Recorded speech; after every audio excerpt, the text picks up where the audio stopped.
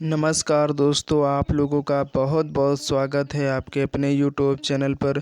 दोस्तों, आज की इस वीडियो में जितने भी फ्रेंड्स लोग आने वाले सभी अपकमिंग रेलवे एग्ज़ाम्स की तैयारी कर रहे हैं। दोस्तों, आप लोग चाहे आरपीएफ एसआई कांस्टेबल की तैयारी कर रहे हो, चाहे एनटीपीसी ग्रुप डी की तैयारी कर रहे हो या एएलपी टेक्नीशियन की। दोस्तों, रेलवे के इन सभी एग्ज़ाम्स में सामान्य ज्ञान जीके पूछा जाता है। और दोस्तों, आज की इस वीडियो में हम लोग हिस्ट्री जीके का पार्ट 6 कवर करेंगे, जो आपके आने वाले एग्ज़ाम के लिए बहुत इम्पोर्टेंट होगा। ठीक है, क्योंकि दोस्तों मैं आप लोगों के सामने टॉपिक वाइज जीके कंप्लीट करवा रहा हूँ। और दोस्तों, आज की इस वीडियो में हम लोग जो टॉपिक कवर करने वाले हैं, उस टॉपिक का नाम है महाजनपद काल। दोस्तों, हिस्ट्री जीके में जो महाजनपद काल है, उससे संबंधित आज की इस वीडियो में लोग क्वेश्चंस करेंगे, और ऐसे क्वेश्चंस आपके एग्ज़ाम में अक्सर पूछे जाते हैं। तो दोस्तों, आज की इस क्लास को आप लोगों को मिस नहीं करना है। एक बार शुरू से लास्ट तक ज़रूर आप लोगों को इस वीडियो को देखना है। तो आइए दोस्तों, हम लोग स्टार्ट कर लेते हैं। उससे पहले जितने भी दोस्त लोग हमारे इस चैनल पर पहली बार आए हैं, तो आपको इस चैनल को सब्सक्राइब करना बिल्कुल भी नहीं भूलना है। दोस्तों, आपकी स्क्रीन पर फर्स्ट क्वेश्चन है कि हर्यक वंश के किस शासक को कुणिक कहा जाता। बहुत इंपॉर्टेंट क्वेश्चन दोस्तों, आपके एग्जाम की दृष्टि से कई बार सभी परीक्षाओं में पूछा जा चुका है। तो दोस्तों, हर्यक वंश का ऐसा कौन सा शासक है जिसको कुणिक के नाम से जाना जाता है। तो दोस्तों, जो उदयीन है, इसको कुणिक भी कहा जाता है। तो इस क्वेश्चन का राइट आंसर ऑप्शन बी हो जाएगा। नेक्स्ट क्वेश्चन है, किस शासक ने गंगा एवं सोन नदियों के संगम पर पाटलिपुत्र नामक नगर की स्थापना की थी। यानी दोस्तों, ऐसा कौन सा शासक है जिसने गंगा एवं सोन नदियों के संगम पर पाटलिपुत्र नगर की स्थापना की थी। तो आपको याद रखना दोस्तों, उदयन था। ठीक है, तो इस क्वेश्चन का राइट आंसर ऑप्शन बी हो जाएगा। नेक्स्ट क्वेश्चन है कि शिशुनाग वंश का वह कौन सा शासक था जिसके समय में वैशाली में द्वितीय बौद्ध संगीति का आयोजन किया गया और उसे काकवण के नाम से भी जाना जाता है। तो बताइएगा दोस्तों, यानी शिशुनाग वंश का ऐसा कौन सा शासक था जिसके समय वैशाली में द्वितीय बौद्ध संगीति का आयोजन हुआ और उसे काकवण के नाम से जाना जाता। तो कौन है। तो दोस्तों, कालाशोक। कालाशोक के शासनकाल में ही द्वितीय बौद्ध संगीति का आयोजन हुआ था। ठीक है, और कालाशोक को किसके नाम से जाना जाता है, तो काकवण पूछा जाता है। तो इसके लिए इस क्वेश्चन का राइट आंसर ऑप्शन बी हो जाएगा। नेक्स्ट क्वेश्चन है कि 323 ईसा पूर्व में सिकंदर महान की मृत्यु कहाँ पर हुई थी। यानी दोस्तों, सिकंदर की मृत्यु कब हुई थी, तो 323 ईसा पूर्व आपको याद रखना। ठीक है, तो कहाँ पर हुई थी, तो बेबीलोन में हुई थी। तो इस क्वेश्चन का राइट आंसर ऑप्शन बी हो जाएगा। नेक्स्ट क्वेश्चन है कि पाली ग्रंथों में गांव के मुखिया को क्या कहा गया। यानी दोस्तों, जो गांव के मुखिया होते हैं उनको पाली ग्रंथ में क्या शब्द दिया गया। तो दोस्तों, यहाँ पर उन्हें भोजक या ग्राम भोजक कहते हैं। तो इस क्वेश्चन का राइट आंसर ऑप्शन बी हो जाएगा। नेक्स्ट क्वेश्चन है कि उज्जैन का प्राचीन नाम क्या था। यानी दोस्तों, जो उज्जैन नगर है, इसका जो प्राचीन नाम था वो क्या था। तो दोस्तों, उज्जैन जो है ये मध्य प्रदेश का एक प्रमुख शहर है।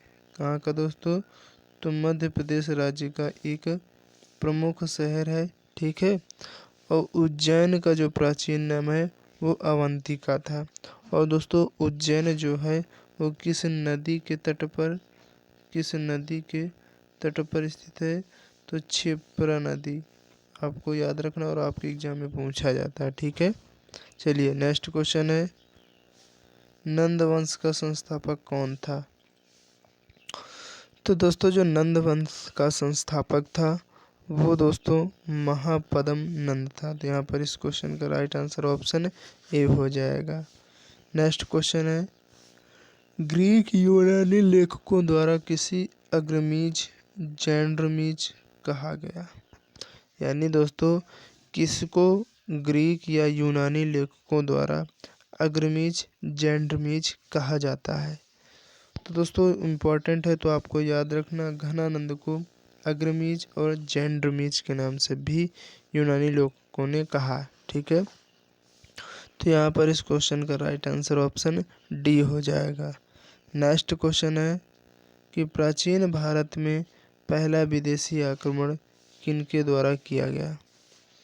यानी दोस्तों जो प्राचीन भारत था उसमें पहला विदेशी जो आक्रमण किया गया था वो किसके द्वारा किया गया था?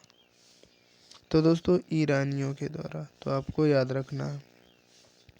नेक्स्ट क्वेश्चन है प्राचीन भारत में पहला विदेशी आक्रमण किनके द्वारा किया गया? यानी दोस्तों जो प्राचीन भारत है उसमें सबसे पहला विदेशी आक्रमण जो है किसके द्वारा किया गया? तो दोस्तों आपको याद रखना, ये जो आक्रमण है ये किया गया था यूनानियों के द्वारा। ठीक है, यूनानियों के द्वारा किया गया था। और किस नदी के तट पर? तो झेलम नदी, झेलम नदी के तट पर किया गया था। और झेलम नदी का पुराना नाम क्या है दोस्तों? तो वितस्ता नदी। ठीक है, तो ये भी याद रखना, पूछा जाता है।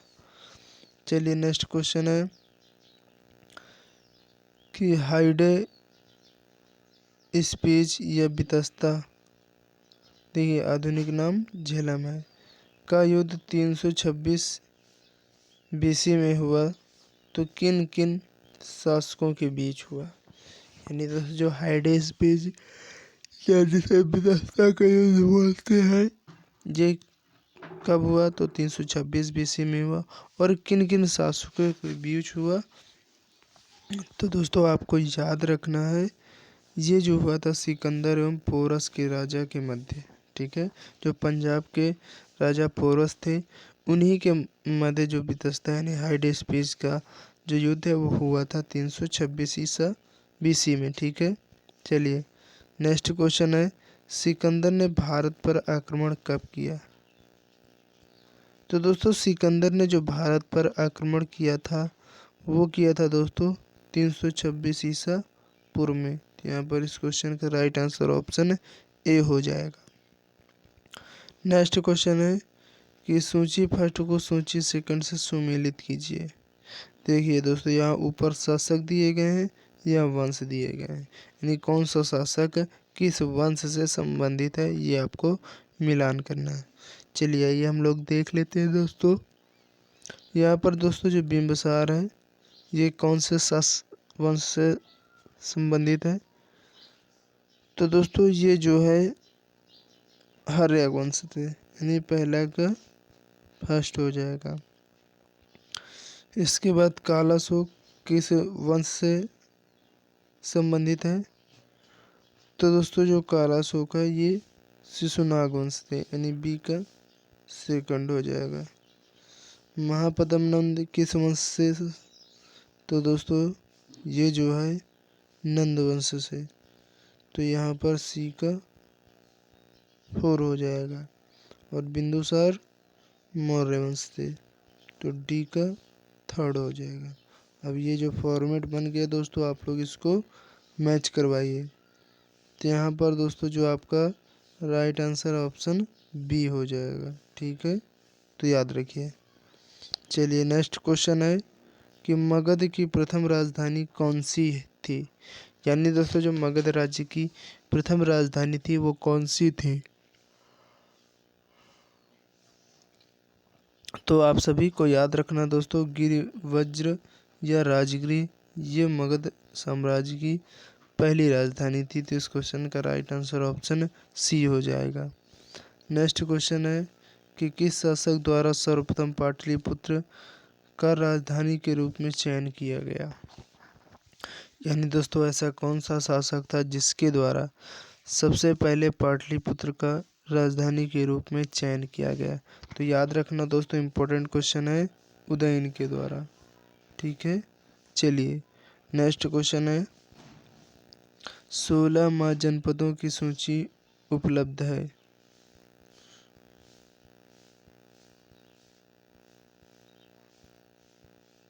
तो दोस्तों जो 16 महाजनपद हैं इनकी जो सूची वो कहाँ पर उपलब्ध है पूछा जाता है दोस्तों। तो आपको याद रखना जो अगुंतर निकाय है उसी में उपलब्ध है, ठीक है। चलिए नेक्स्ट क्वेश्चन है कि निम्नलिखित में से मगध का कौन सा राजा सिकंदर महान का समकालीन था। यानी दोस्तों मगध का ऐसा कौन सा राजा था जो सिकंदर महान के समकालीन था। तो दोस्तों वो था घनानंद।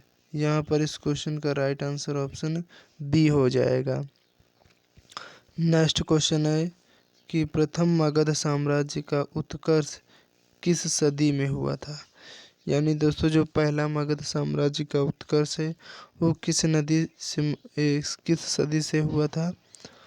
तो दोस्तों यह हुआ था 6ठी सदी ईसा पूर्व में। तो यहाँ पर इस क्वेश्चन का राइट आंसर ऑप्शन बी हो जाएगा। नेक्स्ट क्वेश्चन है कि अभिलेखी साक्ष्य से प्रकट होता है कि नंद राजा के आदेश से एक नहर खोदी गई थी। तो वो नहर कहाँ पर खोदी गई थी। तो दोस्तों जो नहर है वो खोदी गई थी दोस्तों कलिंग में। तो इस क्वेश्चन का राइट आंसर ऑप्शन सी हो जाएगा। नेक्स्ट क्वेश्चन है कि नंद वंश का अंतिम सम्राट कौन था। इम्पोर्टेंट है दोस्तों क्वेश्चन, कई बार आपकी परीक्षा में पूछा जा चुका है। तो आपको याद रखना दोस्तों जो नंद वंश का अंतिम सम्राट था वो कौन था। तो दोस्तों वो था कौन, तो घनानंद। तो यहाँ पर इस क्वेश्चन का राइट आंसर ऑप्शन बी हो जाएगा। नेक्स्ट क्वेश्चन है भारत में सिक्कों या मुद्रा का प्रचलन कब हुआ। तो दोस्तों जो भारत में सिक्कों और भारत में मुद्रा का जो प्रचलन माना जाता है वो 600 ईसा पूर्व से माना गया है।